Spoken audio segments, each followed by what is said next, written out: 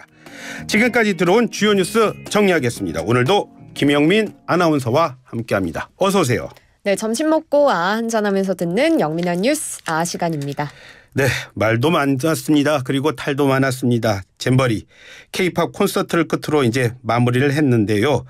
콘서트와 관련해서도 여전히 많은 얘기들이 나오고 있어요. 네, 세계 스카우트 잼버리의 마지막을 장식했던 K-팝 콘서트 지난 금요일 밤에 이 근처에 있는 상암 월드컵 경기장에서 열렸죠. TV 중계가 20%가 넘는 시청률 기록했고요. 유튜브 생중계도 됐는데 동시 접속자 수가 최대 12만 명 기록하는 등 관심이 굉장히 뜨거웠습니다. 하지만 짚어볼 몇 가지 문제점들도 제기됐습니다. 먼저 이 콘서트가 진행된 상암 월드컵 경기장의 잔디 문제인데요. 예. 앞서 몇 번 말씀드렸는데 서울시설관리공단이 지난 2021년에 10억 원의 예산을 투입해서 잔디를 새 잔디로 깔았는데 이 콘서트로 잔디 훼손이 불가피했습니다.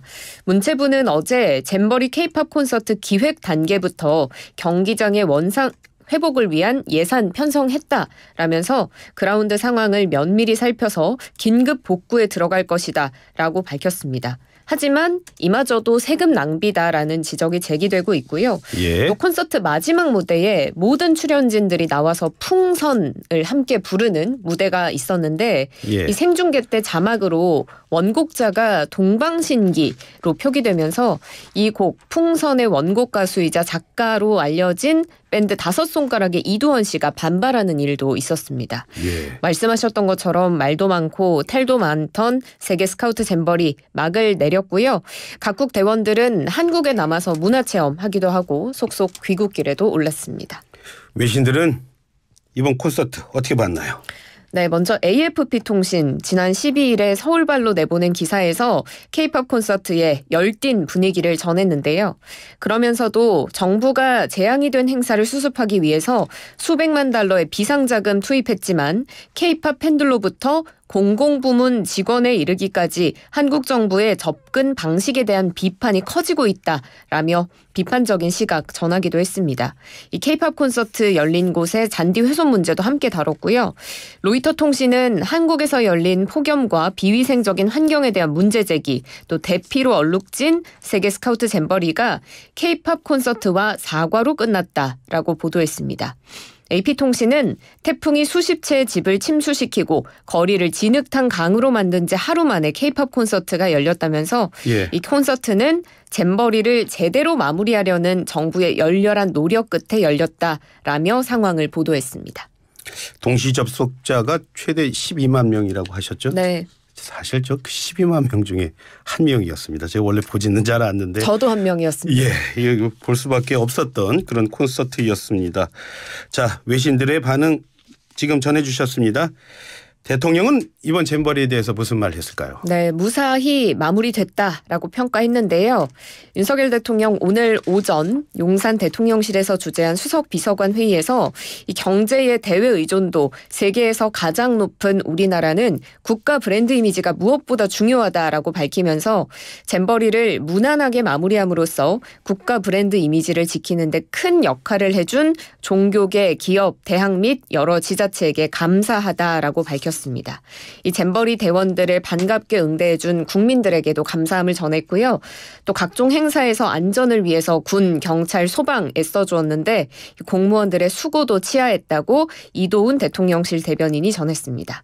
그렇지만 여전히 많은 논란이 나왔던 이번 행사를 돌아볼 필요도 있을 것 같은데요. 예. 한덕수 국무총리는 이번 행사가 남겨준 과제에 대해서 한치의 소홀함 없이 철저히 분석하고 성찰하는 시간 갖겠다고 밝혔습니다.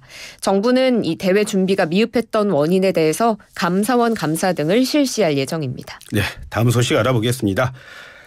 아이가 왕의 DNA를 가졌다 이런 내용이 담긴 편지를 교사에게 전달해서 논란이 된 교육부의 사무관이 사과를 했다고요? 그렇습니다. 자신의 자녀가 왕의 DNA 가졌다라는 등의 내용이 담긴 편지를 담임교사에게 보낸 교육부 사무관 사과했는데요. 전국 초등교사 노조 등에 따르면 이 사무관 A씨가 지난해 10월에 초등학교 자녀의 담임교사를 아동학대로 신고해서 직위 해제 처분 받게 했고요. 예. 신고 후에 새로 부임한 담임교사에게는 왕의 DNA를 가진 아이이기 때문에 왕자에게 말하듯 해달라 이런 부당한 요구를 했다고 전해지죠. 이 사무관 A씨가 어제 교육부 출입기자단 통해서 사과문을 냈는데 예. 이번 사건과 관련해서 선생님과 학교 관계자 등에게 마음의 상처를 드린 점 진심으로 사과드린다고 밝혔습니다. 그리고 가장 논란이 됐던 워딩이 아마 왕의 DNA가 아니었을까 싶은데 예. 이 부분은 자신이 임의로 작성한 게 아니라 치료기관의 자료 중 일부라고 해명했고요. 그리고 아동학대로 신고하는 과정에서 자신의 직장 그리고 자신이 당시 6급 공무원이었다는 사실을 단 한 번도 말한 적이 없다라고 주장했습니다. 예. 자, 그러면 이제 조금 전에 나온 소식 한번 확인해 보도록 하겠습니다. 광복절을 하루 앞두고요. 조금 전에 윤석열 대통령이 광복절 특사를 최종 제거했죠? 네, 윤 대통령이 광복절 특별 사면안 오늘 제가 했는데요.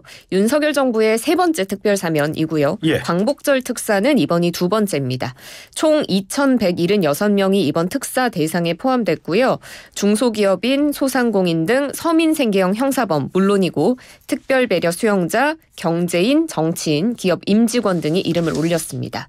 이 사면은 내일인 15일 0시를 기해 발효됩니다. 예, 구체적으로 어떤 사람들이 이번 특별 사면에 포함되는지 한 번 더 정리해 볼까요? 네, 이번 특별 사면은 아무래도 경제 살리기에 방점이 찍힌 것으로 보이는데요. 예. 이중근 전 부영그룹 회장, 박찬구 금호 석유화학그룹 명예회장, 이호진 전 태광그룹 회장, 이장한 종근당 회장, 김정수 삼양식품 부회장 등 재계 인사들이 사면을 다수 받았습니다. 예. 법무부는 또 정치 사회적 갈등을 해소하기 위해서 정치인, 고위공직자도 사면 대상에 포함했다고 밝혔는데 이 문재인 정부 당시에 특별감찰반 비리 의혹 폭로했다가 구청장직을 상실한 김태우 전 서울 강서구청장 예. 그리고 공직선거법 위반으로 징역 1년 6개월 선고받은 조광한 전 남양주시장이 형선고 실효 및 복권 대상자에 포함됐습니다. 자, 그런데 당초에 사면 대상으로 유력하게 거론이 됐던 안종범 전 청와대 정책조정수석, 김종 전 문체부 2차관, 최지성 전 삼성전자 미래전략실장과 장충기 전 미래전략실 차장 등 과거의 박근혜 정부 당시의 국정농단 사건과 연루된 인사들은 이번 사면에서 제외됐습니다. 예. 걱정스러운 소식을 또 하나 가져오셨습니다. 지금 배춧값이 정말 크게 오르고 있다고요? 네, 한국농수산식품유통공사의 농산물 유통 정보를 살펴보면 예. 지난 11일 기준으로 배추의 도매 가격이 10kg당 25,760원을 기록했는데요. 이게 얼마나 비싸진 거냐면 한 달 전에는 9,880원이었는데 예. 무려 160.7%가 오른 겁니다.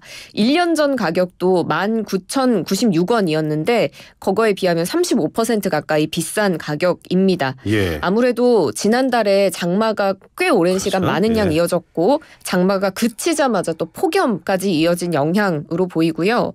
여기에 더해서 지난 10일과 11일에 또 태풍 카눈이 한국을 관통했잖아요. 예. 이 영향이 더해지면 가격이 지금보다 더 오를 것으로 보입니다. 지금 말씀하십시오. 김치가 예. 금치라는 별명이 생길지도 모른다고 하더라고요. 예, 지금 말씀해 주셨지만 이게 제가 왜 갑자기 그런 말씀 드리려고 했냐면 이게 보니까 배춧값만 오르지는 않을 것 같아요. 다른 것도 다 오를 것 같아요. 그래서 그래요. 네, 김치가 이 금치라는 별명이 붙는 데는 배추뿐만이 아니라 지금 무 가격도 도매 가격 20kg에 29,320원. 한 달 예. 전에는 12,900원이었는데 127.3%나 상승한 가격 보이고 있고 대파도 도매 가격이 1kg당 3,250원.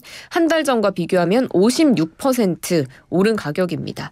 이렇게 야채뿐 아니라 과일 가격도 급등할 걸로 보이는데요.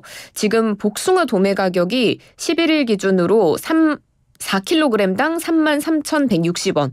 같은 기간 지난해 같은 기간에는 19,000원대를 기록했는데 예. 그거에 비해서 7%가량 비싼 수준이고 예. 수박 도매 가격도 한 달 전보다 47% 올랐고 1년 전보다는 35% 올랐습니다. 사과, 배 같은 경우에도 지금 봄철 이상 기온의 여파로 생산량이 줄어들어가지고 예. 공급량은 감소하고 가격은 또 오를 것으로 전망이 되는데요. 이제 곧 있으면 추석이 다가오지 그렇죠. 않습니까? 예. 과일 수요가 많아지면 또 가격이 더 오르지 않을까 이런 예측이 나오고 있습니다. 예. 예. 자, 끝으로 우리 하와이에서 지금 너무 큰 산불이 나가지고 인명피해 많이 커지고 있잖아요. 그거 한번 정리해 볼까요? 네, 하와이의 마우이 섬에서 대형 화재가 발생했는데 현지 시각 12일 기준으로 사망자가 최소 93명으로 집계됐습니다. 미국에서 100년 만에 최악의 화재 참사로 기록될 거라는 우려가 나오고 있는데요. 지금 연락이 끊기거나 소재 파악이 안 되는 실종자도 1000명에 이르는 것으로 추정되고 있습니다. 하와이 주지사는 사망자가 계속 늘어나고 있다면서 파손된 주택은 2000채가 넘고 피해 규모는 60억 달러, 우리 돈으로 약 8조 원에 육박한다고 밝혔습니다.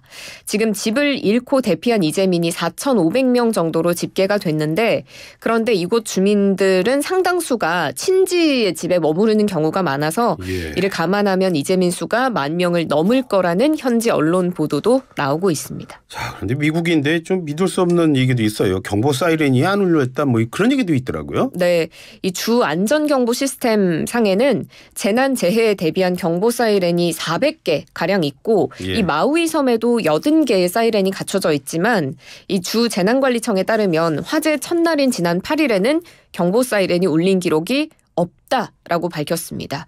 그러니까 이 사이렌이 대체 왜 울리지 않았느냐를 두고 많은 의혹이 제기되고 있고요. 주민들은 사이렌 소리를 듣지 못했기 때문에 화염을 직접 목격하거나 이 연기 냄새를 맡고 나서야 대피하거나 위험을 인지했다는 겁니다. 그래서 오히려 초반에 대처를 제대로 하지 못해서 피해가 훨씬 더 커진 게 아니냐 이런 이야기가 나오고 있습니다. 네, 지금 김용민 아나운서 얘기 들으면서 9139님이 이런 의견 주셨습니다. 이 정권은 전 정권을 탓하고 또 전 정권 사람들은 이 정권 탓을 하고 있는데 잘못했다고 사과하고 시스템을 고치면 될 일 아닌가요? 이런 의견 주셨습니다. 네, 오늘도 수고하셨어요. 김용민 아나운서. 고맙습니다. 예, 지금까지 김용민 아나운서와 함께했습니다.